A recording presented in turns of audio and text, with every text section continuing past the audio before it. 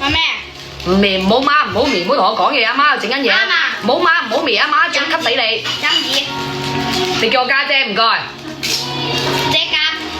姐家，姐你老豆，死姐你老豆又唔好意思啊，對唔住姐你老豆又仆街講得太快。阿姐你爸爸啊嘛。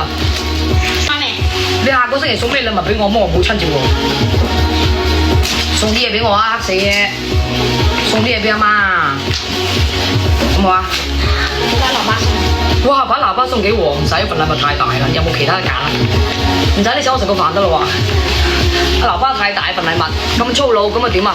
你對你個仔斯文唔一定係咩嘅喎，每個家庭教育唔一樣喎，所以你唔好話我喎。我教仔你唔好出聲喎，呢個係我嘅原則喎。啊？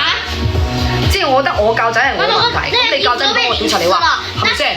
每個家庭教育都唔一樣，你而家要個仔買唔係㗎，係我哋乜嘢講㗎？開心就講。大佬，大家第一次做小朋友啫，係咪先？你係撳住佢做咩麼？你會唔攰㗎？你會唔識反艇啊？傻嘅，唔好傷天害理就得啦。我同你講，唔好出嚟害人，唔好出嚟害己，唔好坐監就 OK 啦。你性格大聲啲衰啲唔緊要，真係㗎，我一定已經同佢講嘅。你唔好去做害人嘅嘢，你唔好做傷天害理嘅嘢。你性格臭啲都冇所謂，一定要個個斯文㗎麼？你咁搞笑嘅，一樣米養百樣，每個人嘅性格唔一樣，你唔好要求人哋好似你咁。我點解要聽你講喎？每個人都有佢嘅性格噶嘛，傻嘅。